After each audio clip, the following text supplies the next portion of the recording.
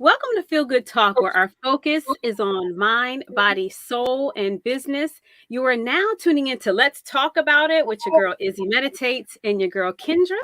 Hey, Kendra. Hello, everybody. And if you see that face over there, I may be on your right or your left. We have a special guest. His name is Jason Altidor, and he is a motivator and also a fitness trainer for groups and online. And I am so excited to have you here today. How are you, Me Jason? too. I'm doing well. I'm doing well. Thank you for having me. Appreciate it. Good to see you. So I have my first two questions. We have been friends forever. He is my birthday twin. We met maybe, I want to say like 3 or 4 years ago on Google Plus when Google Plus was a thing, which is no longer a thing. Right. So yeah, they got rid of it.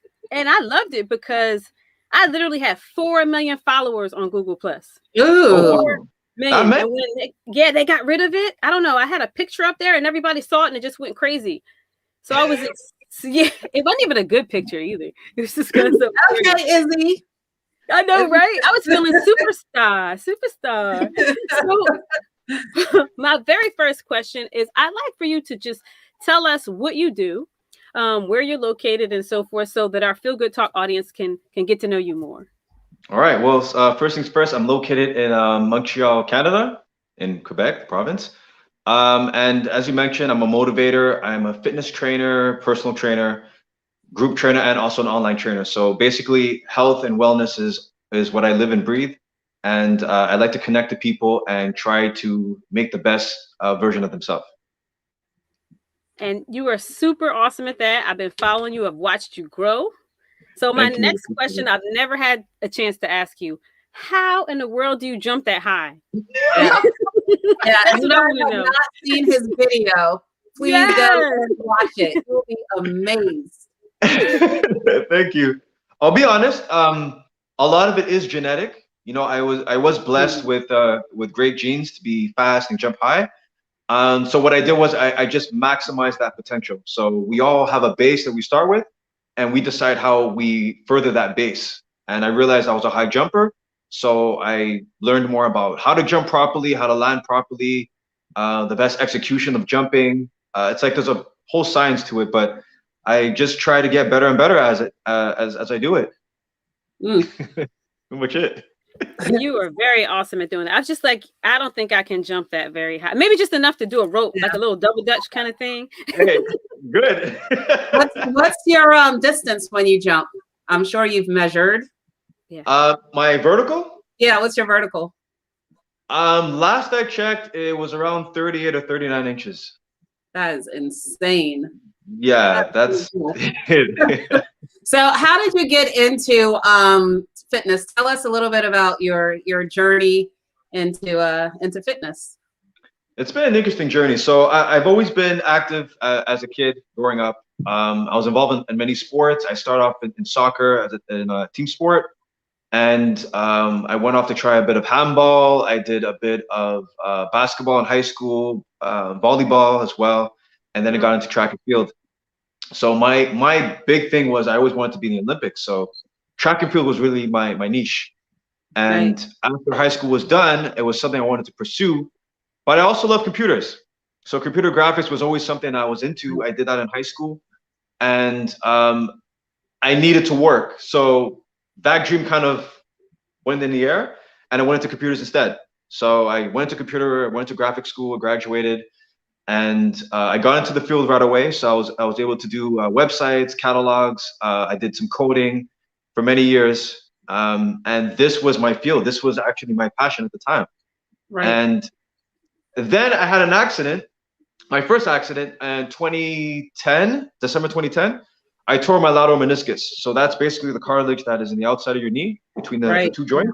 And it was painful. I mean, I was playing volleyball. I went up for a smash, landed perfectly fine, but I felt something was off. I went to sit down, stood up, couldn't walk. I just collapsed to the ground. And they had to literally carry me to the car. And when it happened, I said, oh, you know, I'm fine. I don't need to go to the hospital. It's probably just a sprain. Right. Woke up in the middle of the night for a turn and I screamed. Opened the light, looked at my leg. It was twice the size. Oh no! Yeah. Wow. So like, okay, something's not right. And yeah, I found out it was a flap tear. So thank God I didn't need surgery, but I needed rehab. I needed to retrain my body all over again. So I decided to train a little bit more smarter. Before I was just kind of just going into lifting heavy and just training hard. And Right. I changed up my style and I went more into calisthenics and, kind of being more of a master of my own body weight. And that's where the love became and it grew and it grew as I got better. I started recording my progress and just kind of promoting movement and the love for movement.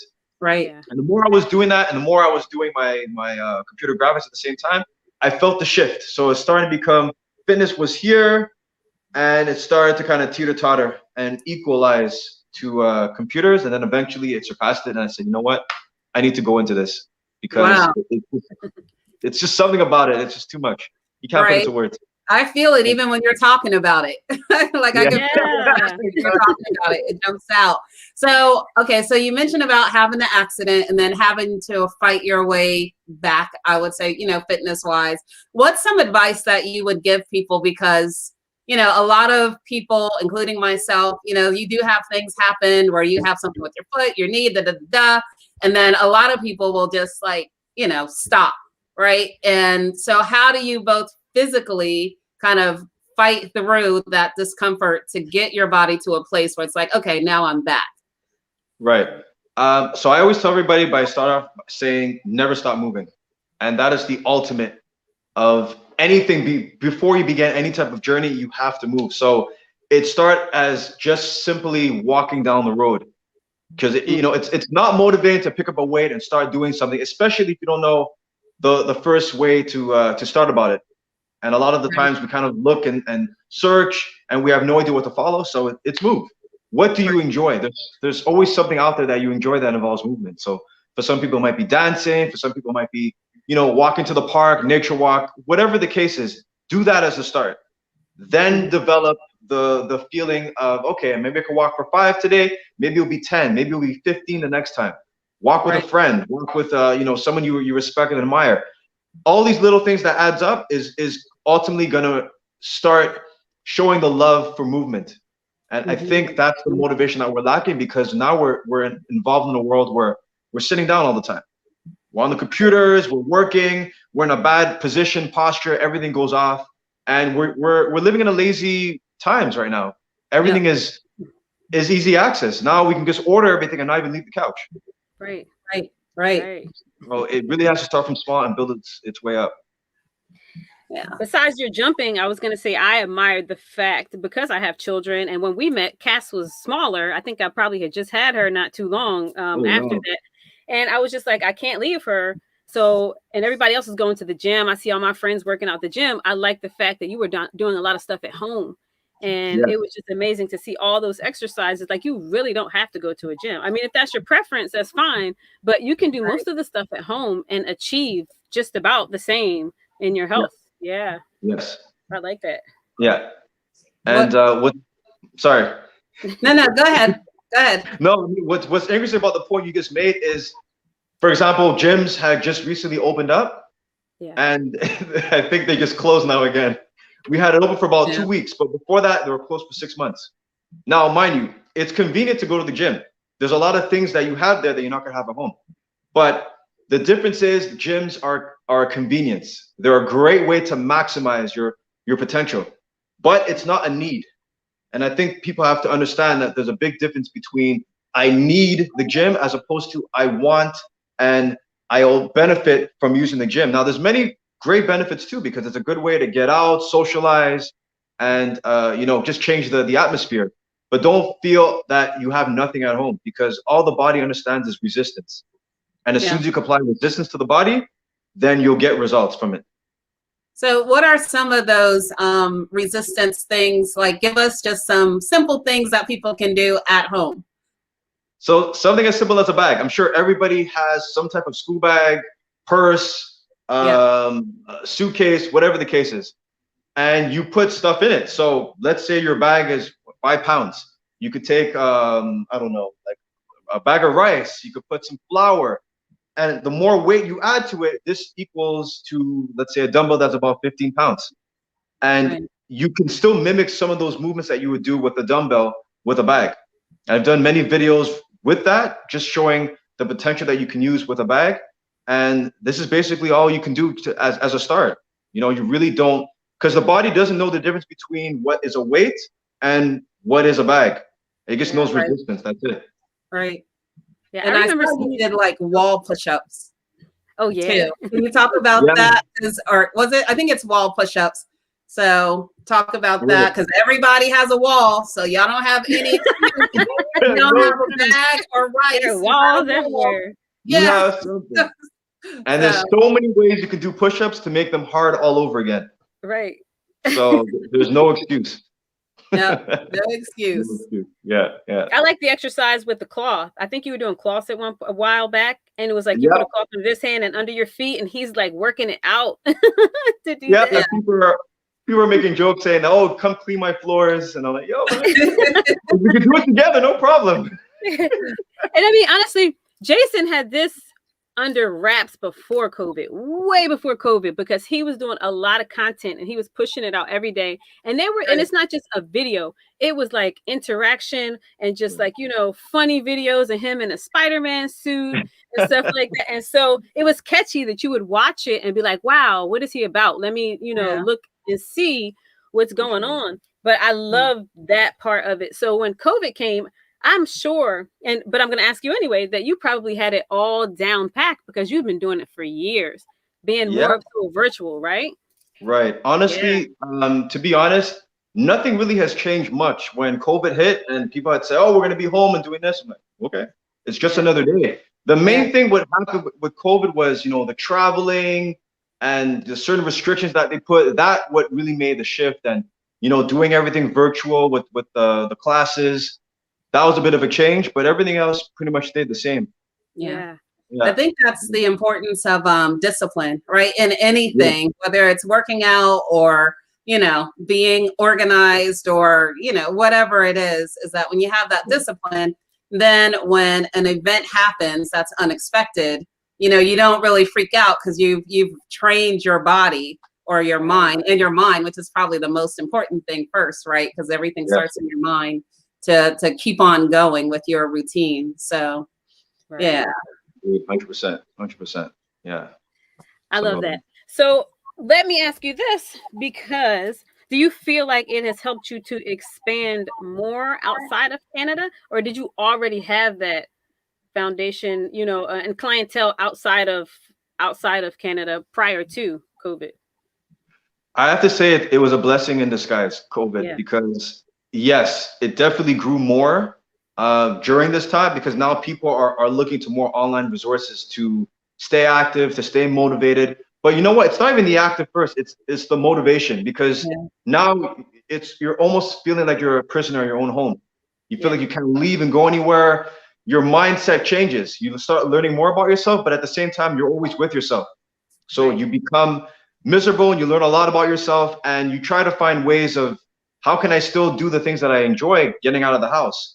But now I have to do this virtually. So, you know, we still do the best that we can. And I connected to a lot of people because of that.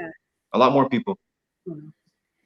Yeah, I'm sorry. I was going to say, no, go ahead. How long were you my trainer? Maybe did we do like 4 months or so? We did about 4, 3 or 4 months. And he was a motivator because I was like, in that stage where I was body shaming myself pretty much. And it was because I've had children. I had a 10-pound baby. I had no abdominal wall. I've got like massive amounts of skin that's like around my stomach. And I was just like, and he's like, you know, that's fine. Let's just, you know, work with what you have and let's get that toned down. And, you know, just the positive things that you would say to like keep me going. I was like, okay, I got this, you know, Jay. So that is really needed. I mean, if you're in the gym or wherever you are, to have a trainer that's telling you, hey, it's okay. You know what? This is what it is, but let's work with what you have and try to get you where you want to be. And that's really a really good trainer. Yeah. Sorry, Kendra. No, thank you. I appreciate that. On that topic, I'm wondering, what are some of the things that you see people struggle with in their workout? And then how do you coach them to kind of break through? Because there's one thing when you're there to motivate them, right? But then when you're not there, they still need to continue to keep on going. So, and it's such a good point, because a lot of the times people are, they like the idea, for example, of having a trainer. It's, oh, I'll, train 3 times a week. I'm going to go do my hour, boom, boom, boom, boom. Everything, I'm going to get my results. But the results is not really what you're doing with me. It's the 23 hours that you're not with me. How are you living your life? Are you making the necessary changes to see the results? Because when we're here, I will train you until you fall, if that's what you want. That's not a problem. But after we're done here, are you eating well? Are you getting enough sleep? Are you doing your homework? Because yes, we have certain regimes that we follow, but I also like to follow up during the week. Let's say I only see you once a week. Are you doing things to maximize your potential so that when we come back to it again, we're not doing back from day one? Because once a week is not enough. Unless you can see me a few times, that might be a different story. But it's always putting yourself in that mental state, because it's your mindset that determines how well you perform.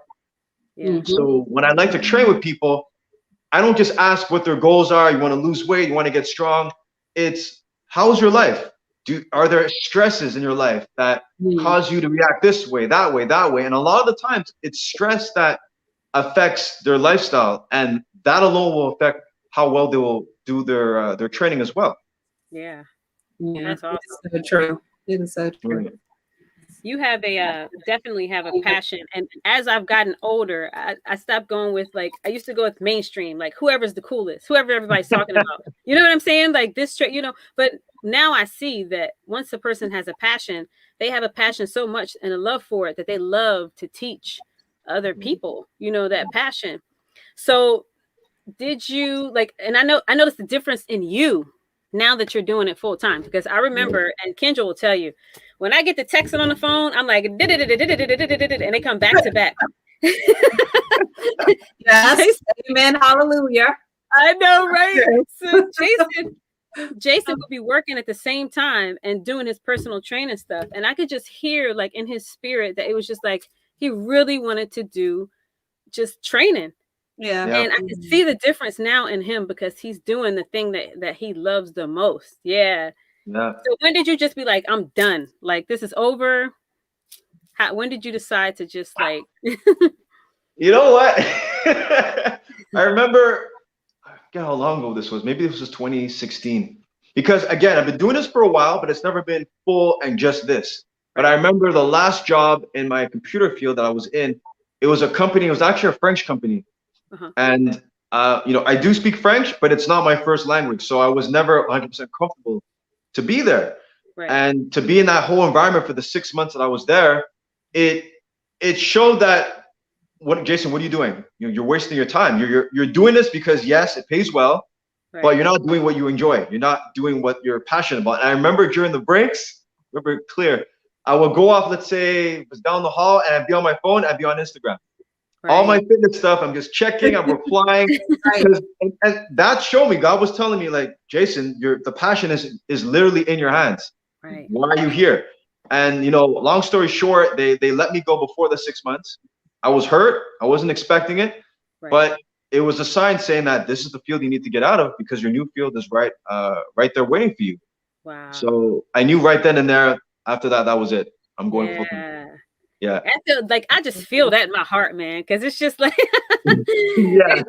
It's I mean, the same thing kind of happened with me in COVID. The school closed, and then the yoga studio closed, and then I was kind of like forced into not forced per se to do the podcast, but kind of pushed, because I was super nervous about doing that. And now here I am. I'm like, okay, well, now meditation is like my full thing. I'm here doing this. And when I look back, I'm like, wow, this is just crazy. But I am super proud of you. It just excites me to see that you're excited about it. And I hope everybody can see that as well. Yeah. It's great. It's a blessing, man. Definitely a blessing. Sorry, I'm the one with all the tactical questions. So I have another tactical question. So that is, what's like something that people can do to like really boost their workout? Yeah. Like, you know what I mean? Like make it more effective. You know, I know people, like some people wear like what do you call it? Like the waist trainers, and some people put on the suits. Uh-oh. Did I hit a button? Okay, let's go. Let's talk about it. Don't you talk about the waist trainers. Now, look, I got my drink. Here we go. Let's go. I'm going to put it on right now. So anyone who's watching, If you have one at home, any type of training, waste, whatever you want to call it, get rid of it. Get rid of Dun, it. dun, dun. Why? Yeah. I was gonna buy Okay. one. Oh my gosh, where to start? So I always ask people, what's your reasoning to have the waist trainer? And they say, oh, like for example, the sweat belt. Oh, I put it on because I sweat more in that area and I will lose weight. Like the sweat that's there, it makes it smaller and I'll lose weight in that area. So I say, okay, fine. So let me ask you this. Can you target where to lose body fat? Yes or no? If the answer is no, then I go back to the original question. Why do you wear the waist trainer? And then it makes you think, well, wait a minute. If I sweat in one area and I know I can't lose fat in that one area, then what's the sweat belt and the waist trainer? What is it really used for? What is the purpose of it? So the problem with now the other issue is people say, oh, I use it because I have back issues and it helps you with my back. Okay, that's fine. But what you're telling the waist trainer or the belt is, my core is not strong enough, so I'm going to let you do the work that my core is supposed to do. Which is wrong, because we're meant to have our core to be strong. That's why all our vital organs are around our core. You take the arms off, you have extremities. What is left is your core, and that's where all the important stuff is. Now it's up to us to maximize it the best way we can with exercise, movement, walking. Walking is already good enough to strengthen the core. But the problem with these things is it's misleading because a lot of it is online and a lot of it is claiming that it's going to give a smaller waist, it's going to give a certain look, physique, and people actually say that they get results from it. The problem is, it's not the belt that they're getting the results from, it's the fact that they're actually training and they're wearing the belt at the same time, so they think the belt is doing the work, but it's actually them the whole time, not the belt. Ew, Yeah. interesting. I never knew that. Yeah, because the perception is I'm going to wear this belt, I'm going to sweat, and you're right. Like I'm working out in this area, and then I'm going to have like my snatched waist for the summertime. No, but it's really the fact that you're just working out. Period. So the belt really isn't giving you any additional anything. Nothing at all. It does nothing. If you want to sweat more, put a sweater on. Yeah. Seriously, like you want to sweat more, that's what it is. It's you sweating. If you put a band around your head and you start sweating your head, is your head going to get smaller? No. It doesn't work like that. Right. That's it. I thought it was like some type of magic power. I saw this girl the other day, and I mean, she was snatched, and everything else was like going this way, and I was like, goodness gracious, I'm gonna get me one of those waist trainers. Ooh, don't do it. Don't. I almost ordered it too. Okay, I won't order one now. Don't order it. Don't order it. I'm guessing too that once you get to a certain size, if you're thinking it's the waist trainer, then you take it off, and then what happens? Like, do people stop working out? You know what I mean? So then they stop working out, and then weight comes back on. It's almost like you're tricking yourself that it's the belt versus your activity. Yes. So. Honestly, it's the illusion, because when you do wear a waist trainer, and you've seen it years ago when women used to wear it to make their waist smaller, but all they're doing is just compressing the body closer together, and your waist it's really your body frame. So if you're a woman who has small hips or wide hips, then that's it. It's because that's how your hips are designed. Some people are more of a straight cut. Right. This is what God gave you. This is what you have to work with. You making your waist smaller is just compression. There's no other way of changing, unless you go for surgery and make your hips bigger. That's it. You can't change that. Wow. So what about the sweat suits? So that's the waist trainer, but what about the, like the Martian? I always call them like moon suits because they look like aluminum and people wear them. So what about that? So there again, you'll sweat more, but sweat does not equate to better performance. There's some people who just sweat more than others. It's really how your heart rate is. Are you elevating your heart rate at a point where you're at a fat burning stage? Are you maximizing the weights that you're using to promote muscle growth? That is what's going to give you the result, not how much sweat's coming down your face. Right. It really I love the sweat too. I always feel like when I'm sweating, I'm like, oh yeah, I'm like there. Like, Yeah, I'm like, that makes me go more. 100%. And I feel like if I sweat more, I feel like I've gotten a better workout. Yeah. And it, to a certain extent, yes, but it's really the efforts in how the heart rate is going through that workout is everything. Awesome. Yeah, I don't like to sweat. I work out. I'm cute when I work out. I was going to what kind of workout are you doing? I'm like, I do it real cute, so now I don't like to sweat. He's like this. With the phone. No, I'm sorry. Let me take a break. I get straight ugly when I'm working out. I do not care. I want a good workout. See? That's why we get along. It's like the yin and the yang. Yeah, exactly. We have some comments, so let's hit it. See what the people are saying. All right. We have Mr. William Dickerson. Hi, William. Says, good evening, everyone. Will. How did I get rid of the bean bag that I call a stomach? Let's talk about it. All right, Jason, you want to answer that first before we go on to the next question? No, let's go on to a few first, just so they don't get okay. up, and then we'll come back. Charles Brickley says, good evening. Hi, Charles. Hey, Charles.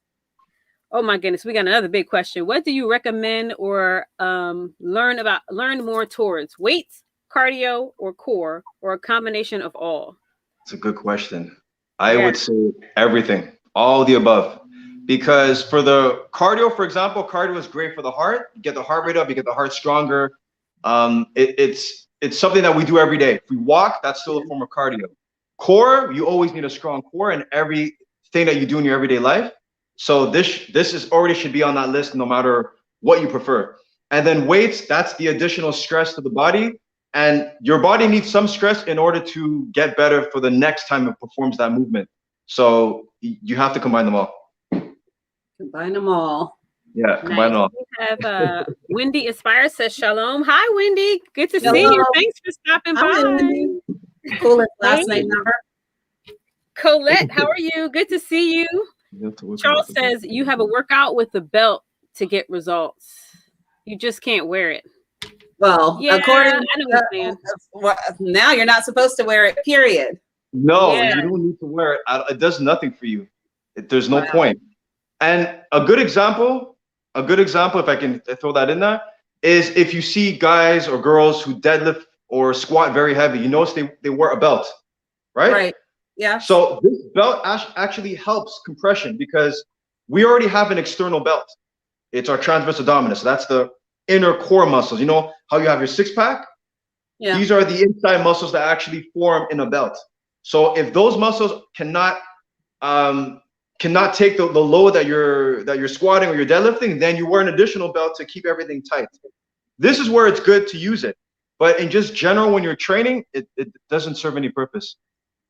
Oh wow. Now you're making me wonder if the belt is doing a disservice now that you're explaining the muscles around, because now it's like you're not allowing those muscles around you to really do the workout that they should be doing. 100%. 100%. So I use a perfect example when you squat. Before you squat, you brace your core. Now, if you have the belt already on, technically your core is already braced, but it's involuntary. It's done because it has to, because something is squeezing it. It's like somebody's squeezing you, so you have no choice but to be squeezed.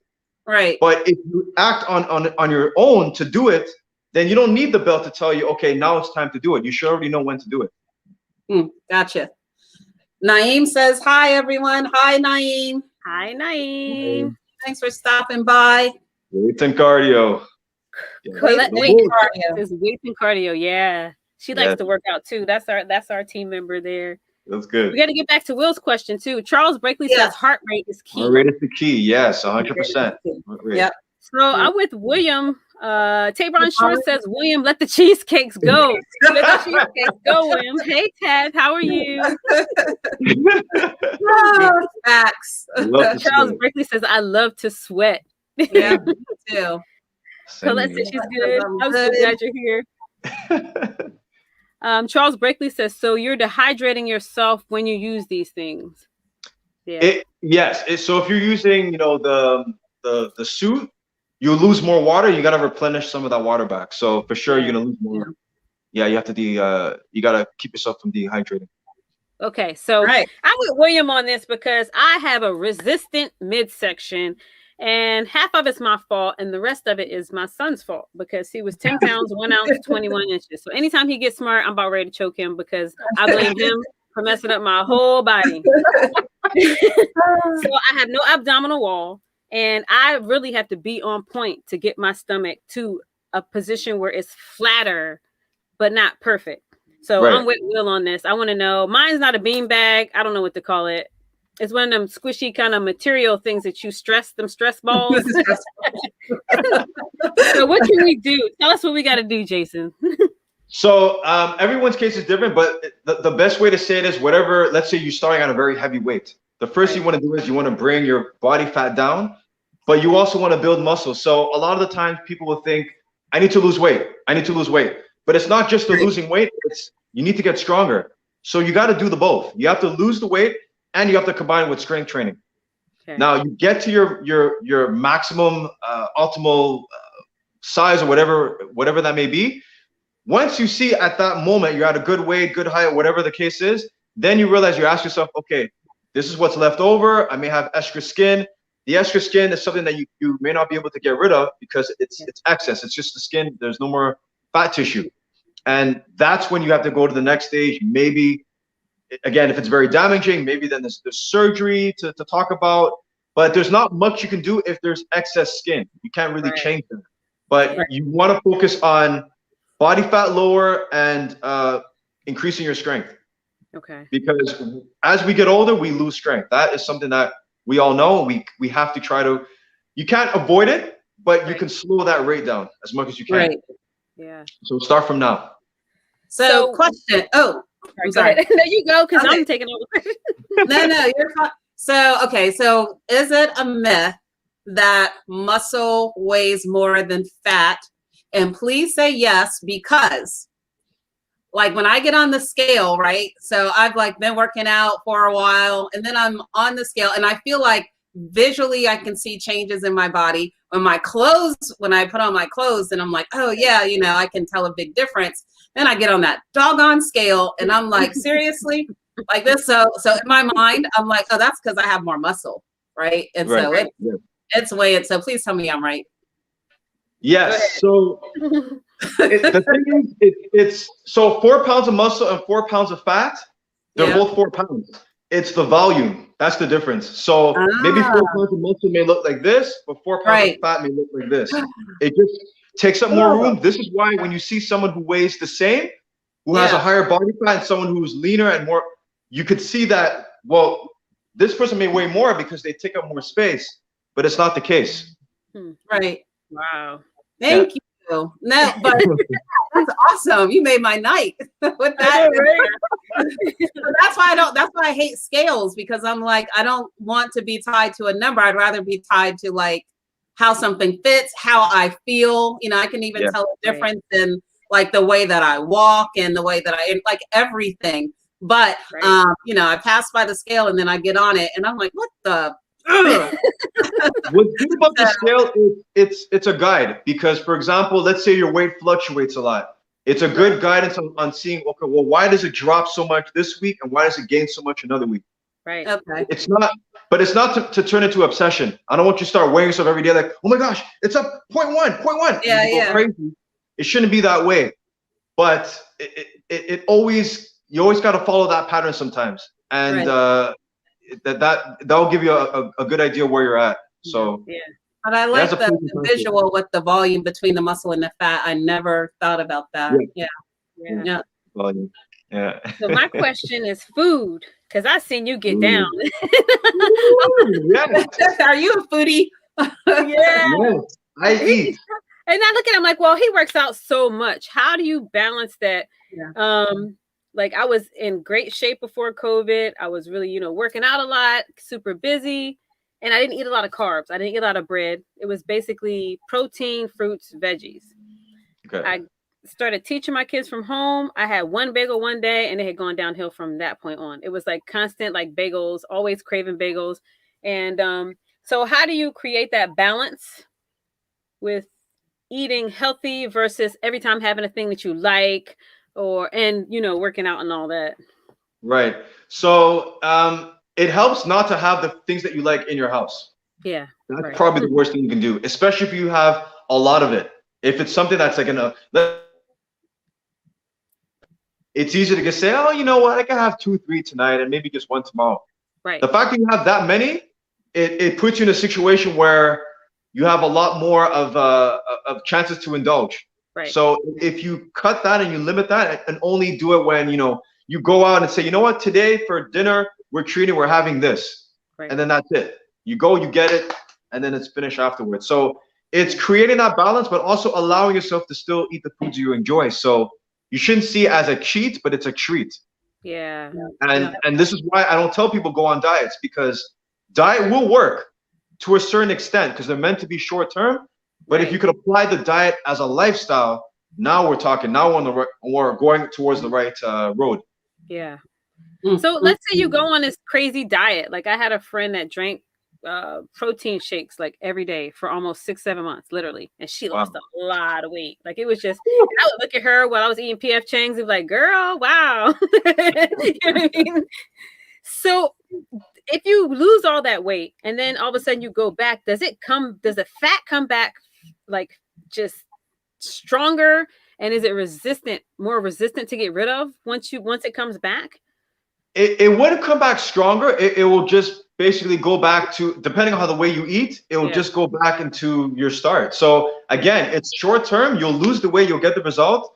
But then when you go back to your normal eating, the body is just gonna, and a lot of it is water weight too. You lose a lot of water weight. You're not breaking down food the same, so you're not using as much energy. There's so much happening that your body readapts to. Because in the beginning, when she first did it, I'm sure there's a bit of mood swings, hormones are changing. You just weren't your normal self because your body is saying to itself like, okay, this is new. So it has to readjust itself so that this is the new diet now. It's just liquid protein for 6 months, and then the body starts breaking down. Yeah. But it's not realistic. That's crazy. Yeah. I looked at her and I was just like, there's no way I could do that. I like to chew. And So you like to chew. I like to chew food. And the taste of food is important. Yeah. I think that's the other, well, going back to what you said, I like my Achilles heels are chips. Like chips, the salty things, like I can go through bags. And like I'm the person in this grocery store where it's like, oh, 2 for $6. I'm getting 2 things of tortillas. And then I'm like, oh yeah, I'm gonna eat this one later. And then I'll finish it all in a weekend, And then recently, like I stopped buying chips, but not intentionally, just because I haven't been to the grocery store to really, I like dart in and dart out anyway. But it's funny because now in my head, I don't have the cravings. Like I've been without them for so long that I'm just like, oh, okay. And now I am intentionally not buying a big bag of chips to put in there because me and my son will kill it. Like just we'll go through it like crazy. I did the sugar. I had no sugar and no salt in my house. Anything white, no flour, no rice, no bread. And I did that for a long time. And it was to the point where my parents would come visit. They would bring their own stuff with them because they knew that I wasn't going to have it. But during COVID, I noticed, I was like, okay, I would use it as an excuse. Well, I got to get out to get some air. So let me go drive and get a bagel. And I would get one bagel. And then the next day I would say, you know what? I really need to get out. It's a nice little drive there. I can sit in the parking lot and enjoy the birds and get a bagel. The bagel is always there. Yeah. But I do find that what you're saying though, in terms of really enjoying the food, you know what I mean? Yeah. So if I go, like even now, if I wanted some chips, I will go and get like a little bag, not the big thing. I'll get a little bag and then I am going to intentionally wait till I get home to eat it. Because if I open the bag in the car, it's going to go quick and I'm not really going to enjoy it. So for me, and I'm like Izzy, like I love bread, but I feel like, bread is like the best. So, but when I have like really good bread, now I'm like, okay, Kendra, take your time. But it's just funny because we're just so used to like shoving food in and going, So Izzy, this goes back to like the mindfulness eating. I was going to say that because in meditation, we'll do like an exercise where you mindfully eat and you take your time and eat.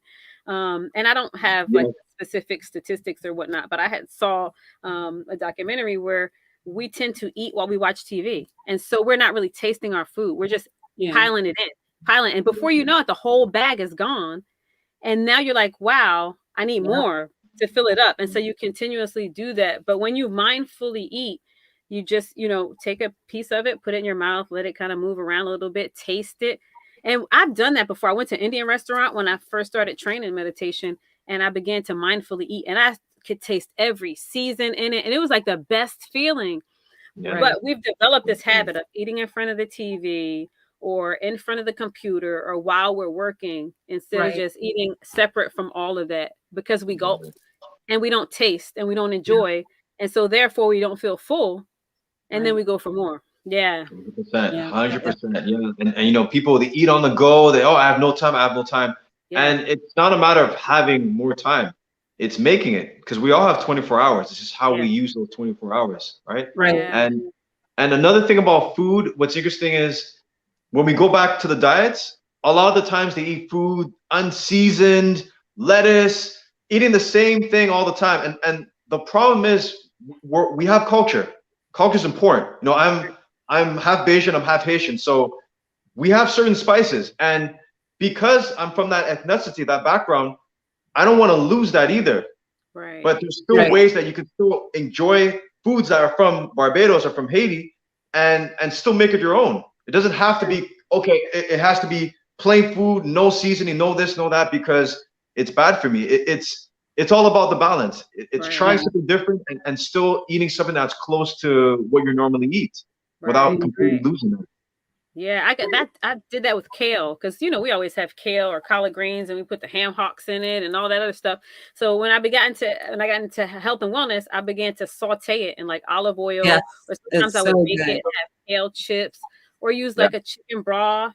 And I started to love it. Once you reprogram your taste buds, it's easier to eat like certain things. I'll post it on Facebook and they'll be like, what in the world is that? But it is, and there's like such a world of spices out there. And we, as I feel like Americans, for the most part, especially, and I'm from down south, so our spice is salt and pepper. So that's like it. But there are so many different spices out there that you can, like, again, not even put, like, I remember one time I had like a seaweed powder that I would use in place of salt, so that actually, there's like a lot of things out. We just have to get out of our comfort zone. I see we have some comments. Oh, sorry. Did you want to say something before we jump in? No, I was just gonna say that I talk about it all the time. I started doing misfits, where I get like it's like organic foods that are not all the way, like, they're not bad or anything. They're just kind of like, one tomato might have one little side to it or a crack or whatever. And every week I get a different vegetable. Like sometimes I don't know what these vegetables are. I'm like, oh wow, what is this? And I'll just find out how to cook it. And just having that variety and change in your plate. Yeah. And I always like to have a rainbow of colors on my plate. When people show their plate and it's all one color, I'm like, dude, that's not, you know what I mean? Everything brown. I don't see no green, no red. You need to have multiple colors to get multiple types of vitamins. So, let's check out our comments and see what we have. We have Colette. Victor White says, babies change our bodies, but great supplements and exercise with healthy eating will help. It's the truth. Yeah. It's the truth. Hey, Tamu Garrett says, hello, everybody. Just checking in. Good to see you, Tamu. Good. Yeah, thanks for coming. Colette says, we fixed your bagel addiction, Izzy. Since we've had this 7-day challenge, I've been good. I've not had a bagel. I've been good. Charles Brakely says, I weigh myself every day. I know. I do the same thing. Charles Brakely also says, what are some supplements that you recommend? I used to, so my thing was, it was the shakes. Back then when I first started training, I used to just drink off shakes because I know it would get me big and that's all I cared about. Right. And then after my 5th, I threw up. Yeah. So I was like, okay, this is too much of this. So then I tried a vegan shake. I did that for a while. I was just too gassy. So I give up the shakes. And I used to take multivitamins on a regular. And I realized when it comes to these things, they're just supplements. So they're not replacements. And if I'm eating enough with varieties, just like Izzy, how you mentioned the color, if you get enough out of your food, you don't necessarily need to be taking supplements the way, unless you're lacking that particular vitamin or mineral, then you want to add it, because again, it's a supplement. And if you eat regularly and healthy, balanced diet, then there's very little that you need. But for me, it's usually vitamin D. I make sure I have enough vitamin D, vitamin C. That's pretty much it. Yeah, I don't really do the supplement thing right now. No. So here's why I'm loving this conversation, because you are making everything like super simple. So now in my head, it's like, get rid of the waist trainer. You don't need the alien suit. You don't need the supplement. It's almost like just do what you're supposed to do. That's really what it boils down to. Like eat healthy, move, and that's it. Yeah. That's why simplicity is everything. Simplicity is everything. The more simple that you make it. Yeah. And give your body time. Okay, go ahead. No, say it. No, I was gonna say, and I think the other thing too is giving our body time to get used to the new movements and start taking whatever shape it's gonna take through, like us working out or walking. Because I think that's the other thing, is that we want something like in 30 days and 60, like we want it quick. In 2 weeks, I want to see this. And so I think with like some of these devices and supplements and all the things, when people have that mindset that I want something right away, and then again, that's not sustainable, a thought process, because your body is it's just going to form as you keep going, and we just have to give it grace to do that. So that's all. I got hyped there for a second, but I'm good now. No, you nailed it. It's 100%. It's the fact that people want it right now. They want the results. Okay, it's 3 months to summer. I want that summer body. Let's go. Let's do this. It doesn't work that way. It really doesn't. You really have to give yourself time, like you said. You have to let the mind connect to your body. Right. And we tend to we make simple things because people want to try different and make the fitness industry a little bit more interesting and be creative, which creativity is a good thing. I don't mind that.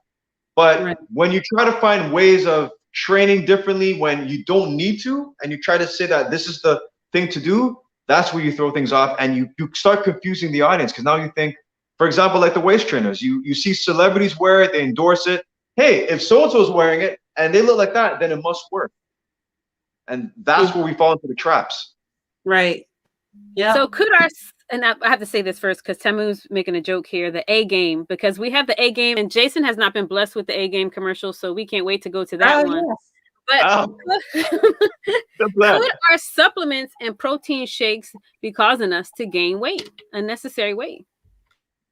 You know what? The thing is, a lot of these things, they say they're FDA approved, but there's things that they can get away with to put in these supplements or protein shakes that are fillers.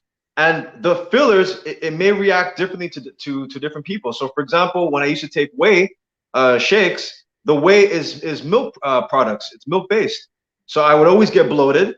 I would always get gassy, and I have eczema. So milk products in general is just worse for my eczema. So I stayed away from that. And my eczema has been 100% better than it's ever been, because of all those times I used to take milk products, cheese. Mind you, I'll still have cheese, but because I was having shakes every day, it was just a regular thing. Yeah. So we got to be careful. It literally took me like a year to find a protein shake that was good for my system. Because like you said, some of the vegan ones they're just harsh. You got broccoli, they putting carrots in it. You got kale. I'm like, goodness gracious. You know what I mean? You be on the toilet like all day. You mess with that. Yeah.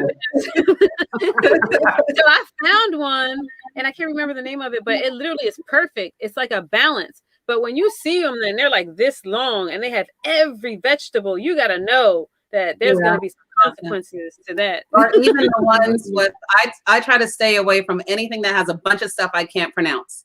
Like if it's like all of these ingredients and it's like spelled like CXYA, well, it's too much. Like, because I think you can do things like simple, like just simple ingredients, in my opinion. So Charles Agreed. Brakely says cleaning is that cleaning your palate. Palate. Your Palate. palate. Yeah, Your your palate, palate. girl. Colette says plexus. Yeah. Alexis, yes. Yeah.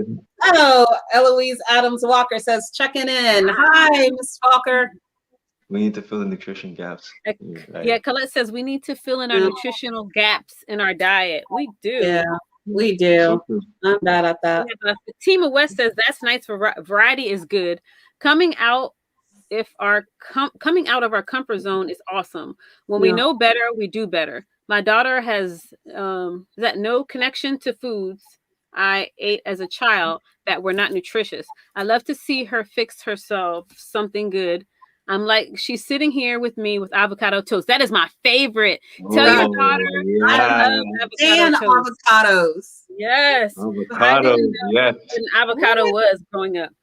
Listen, avocado is awesome. It's got some calories and fat to it, but I will put it on toast and sprinkle stuff on it and just. I cannot get down with the taste. Like everyone's like, add a little this, add some lemon juice, add some that. I cannot, but I love like a good salad dressing with avocado, and I cook with avocado oil. So but the avocado, like I keep trying it.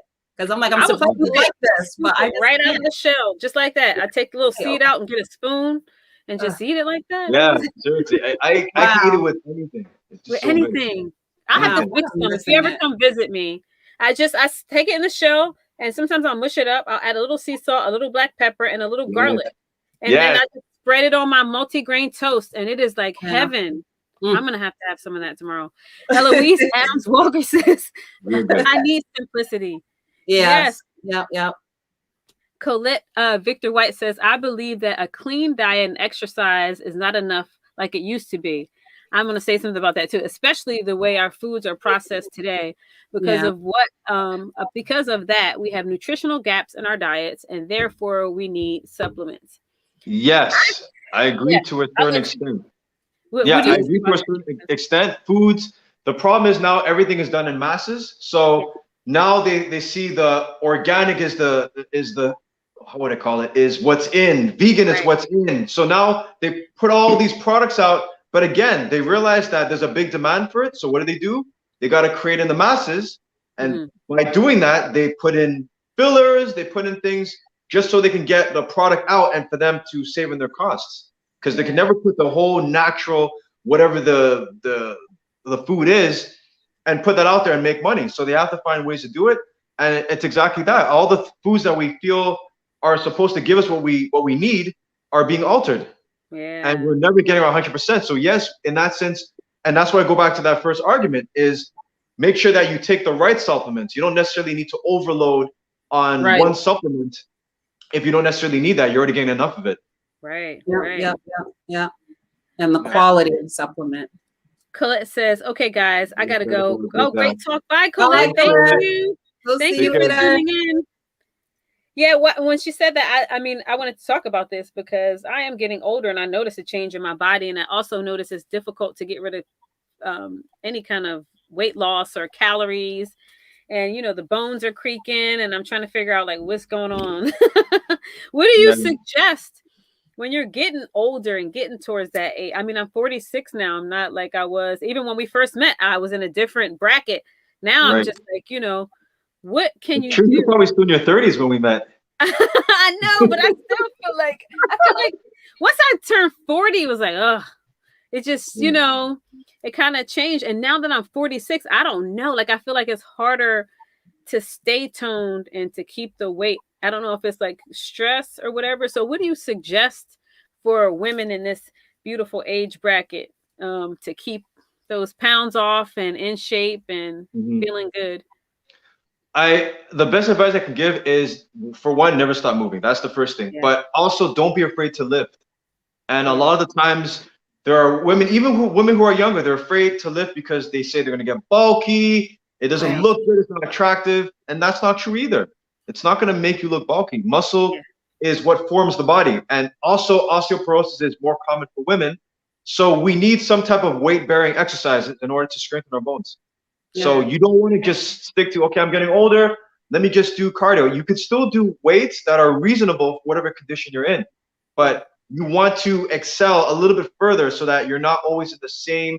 Because if you keep doing the same thing you did 10 years ago, as your body changes, you are going to gain more fat because your body, it needs a new routine now. It needs to adapt to its current state.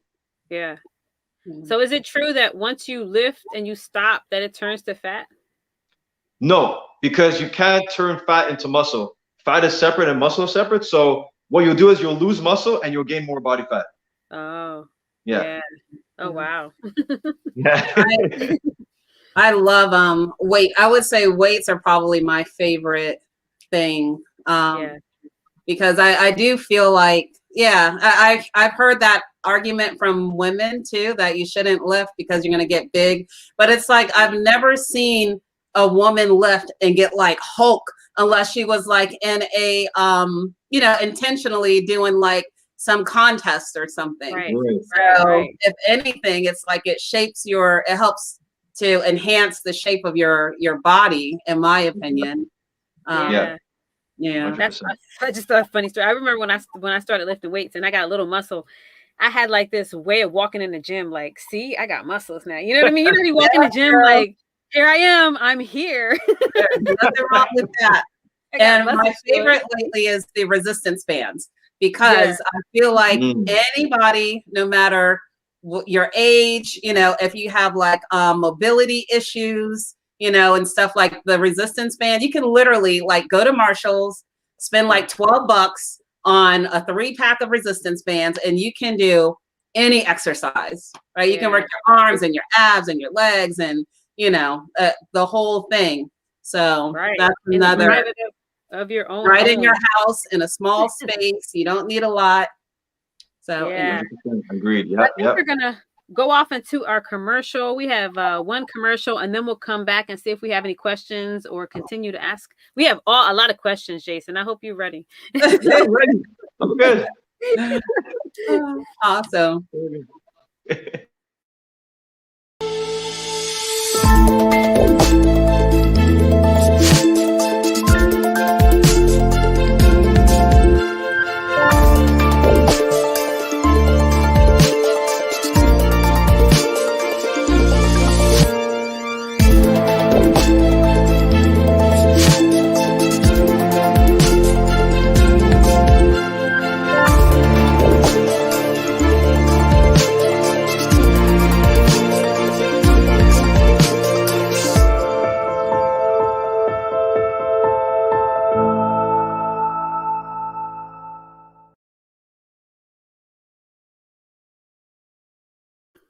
All right, that is our awesome A Game commercial. If you are interested in A Game, you need to reach out to the one and only, the only one, Charles Brakely.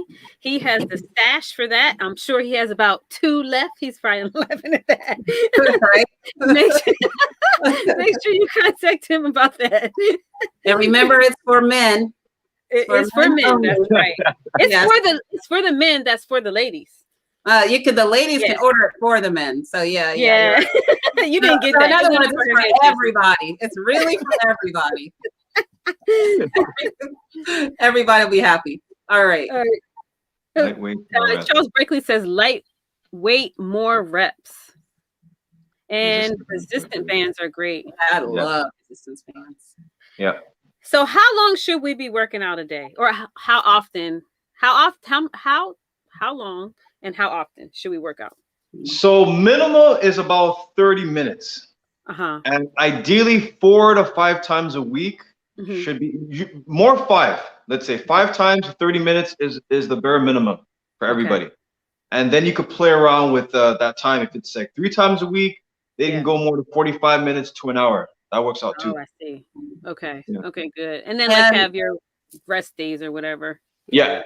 You have your rest days in between so that you don't, I wouldn't recommend doing 5 days in a row and then rest the 2 days. I would kind of put it in the middle and have one on one side, one in the end. Oh, good. Okay. Yeah. So I know we talked about weights and we talked about resistance bands and all this other kind of stuff. Now, before we got on camera, we were talking about how people can do fun stuff, right? So fun stuff, it doesn't have to be, we were talking about how in order to stay consistent with exercise, if you have something that you love to do, then just do it, right? So if it's dance, or like you mentioned, walk or hike or play tennis. I actually started sweating playing my son in ping pong. Go figure. I was like ping. Like after a while, I was like, I gotta take off the sweater and put on it. Like I was like, man, ping pong. Who knew? That's a workout.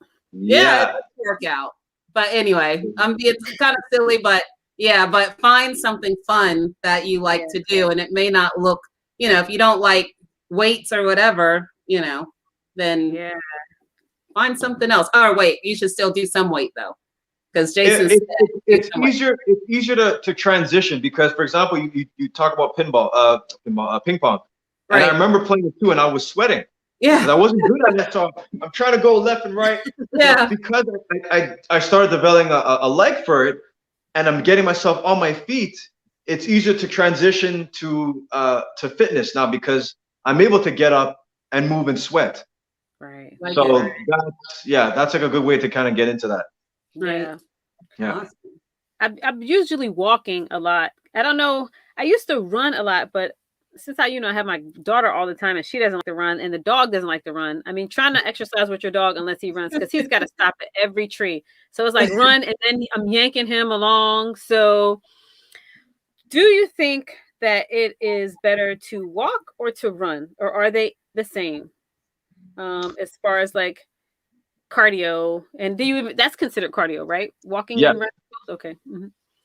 They're the same to a certain extent. If you're talking about distance, they would be the same. So if you walk 5 kilometers and you run 5 kilometers, it's the same. The only difference is with the running, you get more. Your heart rate becomes a little bit more stressed because depending how fast you're running, if you're doing intervals, then you're getting to the position where the body has to put more efforts for that duration of the time. Now, mind you, running 5 kilometers is faster than walking 5, so you'll get it done in a shorter time. So running gets the advantage for that case. But for someone who has joint issues, you may want to consider your options, maybe getting better shoes for the impact for the ground. Yeah. But power walking works very well too. But one thing that I missed because of COVID is the fact that I don't walk as much. In my classes, I was always on my feet. I'm teaching. I'm never really sitting down. Now I'm sitting here. I'll do the workouts with them, but after that, I don't have to walk around. Yeah. So it's walking. You can't run away from that. Literally. Yeah, kind of cut. I'll tell you a workout. TikTok. I watch my daughter do TikTok until she just dropped down. The TikTok dances. Yeah, she just TikTok. I'm like, what in the world? And she's like, Mommy, can you do this, this, and this? I'm like, no, I can't do that. I can't even keep up with that anymore. I know. My favorite used to be Dance Central Spotlight on Xbox. Yeah. Oh my god, so fun! Like it's fun, and then after a while, you're like, like So that's fun. There's fun things to do. Yeah, exactly. I think in the beginning of COVID, it was so funny because I remember, like, it was like everybody's let's just go in the house. We're not coming out, like, But you had to think about. I'm like, they didn't say we couldn't go out. We can go out and walk. We just can't be around people. And so I think for months people stayed in and they didn't do these things. Like I was like, I'm going for a walk. Nobody's going to be around if I'm going to walk here, or I would wait certain hours. If I knew that most people were going to walk in the evening, that I would walk mid-afternoon. But for a while, so we lost those months, 3 to 4 to 6 months of just like sitting inside. Yeah. Agreed. And I sit a lot at my desk anyway. So, but I think things are starting to pick up a little bit. We can go out a little more, you know what I mean? And to get some type of exercise. But my cousin and I were competing. We got this watch where we kind of walk. Right. And he's in a totally different, he's in the Middle East and I'm here. And so the hours, it's like he's like a day ahead. I literally would walk in place so that I can get 10,000 steps just so I could beat him. If you could be like a fly on the wall and see me like this, I'm like walking. I gotta beat him. Wait, so that brings up a good good point, because I've heard people do that. Does that make a difference?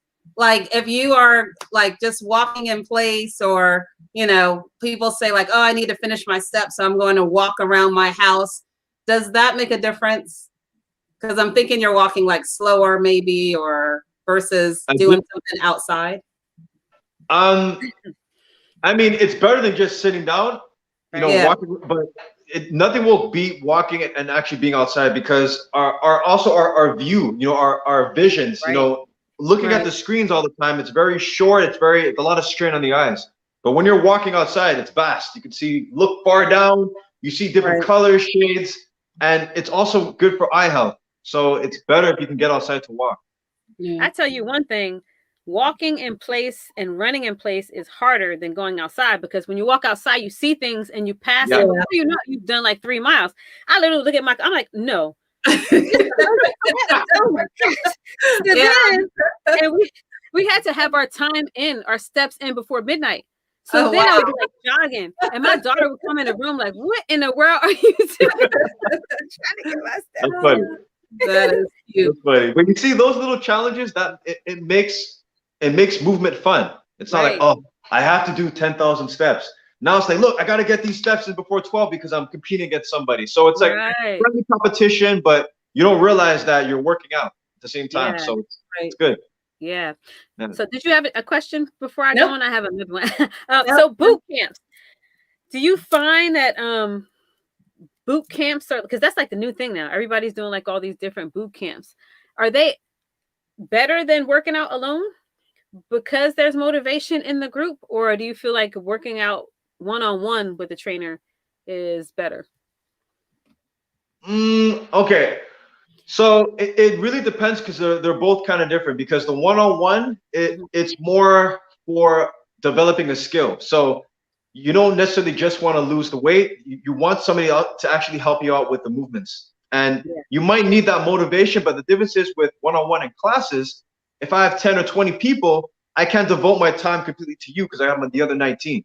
Yeah. But when it comes to personal training, all my attention is on you, and I can fix any of the issues you have while you're doing the exercise, any questions afterwards. So it's really more of that personal touch, but it's really dependent on the person's end goal in the end, what they want.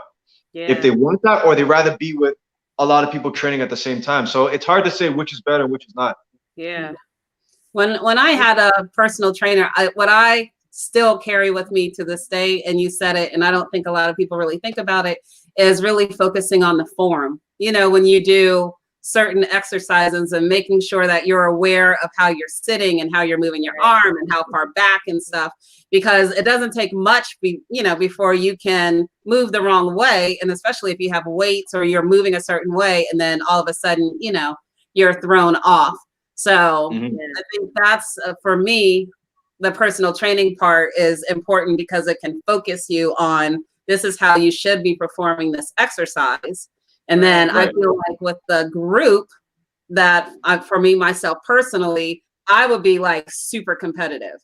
Right. So the form would go out of the window because I'm trying to get it in, and then I'm gonna end up hurting something or not being able to walk for the next 3 days. But yeah, and not necessarily to win, but just kind of like, come on, you can do it. If they can do it, you can do it. Let's go. So motivations are, for me, would definitely be different. I can so see you doing that too. She's very competitive and everything. I can see that. I know, it's so bad. It's good though, because it kind of pushes the other person. You know what I mean? And so you have to stay motivated. Yeah, and I'm inspired by other people. So yeah. Yeah. So before we go, we always ask, I'd like for you to what advice would you give the Feel Good Talk community around health and wellness now that we have COVID and beyond? Because COVID is going to be around for a little bit. Right. What do you suggest we do to keep everything together mentally and physically when it comes to training at home or in a gym? What are your thoughts on that? And So my thoughts, as I always say, first, foremost, movement is medicine. So yes, we're in confinement, but it doesn't necessarily mean that we're prisoners. It doesn't mean that we have to sit in this chair and be told when to stand up. We have to understand that, yes, we'll be in our thoughts a lot more because we have more time. We're not running on the go and doing this and doing that. And it's okay to think more. Sometimes we're afraid to be alone and quiet and need to do something because it's too quiet in here. Right. And to learn what the priorities are in your life and realize how important it is that we need to not stop moving, because you've noticed everybody puts on, they call it the COVID weight, and they break into the bad habits. They don't move as much, so they tend to want to be more lazy, eat foods that are not as well for them. They lose that balance. So I encourage people to mentally get yourself back into the game and start learning about yourself a bit more and seeing what truly matters to you, and start developing that and get back into to how you were and beyond. Yeah, I totally agree. Listen, if you guys have not been on Jason's Instagram and Facebook page, you will not be disappointed. I mean, he is just a really fun person, and he can help you with exercises. Just to watch him just have that passion about fitness. So, Jason, can you give us all the information where we can find you on Instagram as well as Facebook, and what other social medias you might have? So mainly I'm on Instagram. So it's Jason_the_Altidor. I'm usually there. I'm on Facebook as well, Jason Altidor. I also have a fitness page there. It's not as active, but it's mostly there. And then I have a YouTube that I don't really use as much. Yeah. So I would say, if anything, just find me on Instagram. Nice. And is that where people would go to contact? I'm sorry. Is that where people will go also to contact you for if they want a personal training session? Yes, exactly. Okay. All right. Nice. Okay. So you could book Jason on social media for training, and it's awesome because now we're in. Do you use Zoom? Is it Zoom that you use your trainings? Yeah. You could do Zoom training. I'm telling you, I've done those with him, and it is awesome to have him train. He's not just a trainer, but he's a motivator. And so it helps out a lot to have someone to motivate you to want to be your best self. Right. So we appreciate you coming on. Yeah, this is the first time I've actually sat and had a conversation with Jason. Yeah. So I'm so thankful for that. If you guys want to connect with Feel Good Talk, we are on LinkedIn at Feel Good Talk, Facebook at Feel Good Talk, YouTube we're at FGT Mind, Body, Soul, and Business, and Instagram we're at feel.goodtalk. And we also have a website, which is www.feelgoodtalk.net. If you're interested in coming on the show, reach out to any of us. You can reach out to Kendra, myself, or either Charles. We would love to have you on. We also have spots for sponsors. If you'd like to be a sponsor, run a commercial about your business, shoot us a DM. We'd love to have your commercial on. Charles says, I think it gives more people a sense of completing the task of getting 10,000 steps, but all movement helps. Yeah, we get badges. We get badges on this little app here, and it makes my phone buzz, and it's it's a whole thing to do. I get stars. I get stars. I love it. Form is definitely key. Yes, because you want to be safe. You definitely want to be safe. Thank you so much, Jason. Yes, thank you for having me. Thank you. Always a part of the Feel Good Talk family. Whenever you want to come on or you want to talk about whatever, just reach out to us. Cool. Sounds good. Love to have you back. Now you gotta make your heart. I'm usually good about this. She's been practicing for many months to make a heart. Oh wait, okay. There we go. There you go. Right, you guys, you got it. You guys have a good evening. Thank you for joining us. We'll see you next week. Much love. Bye. Bye.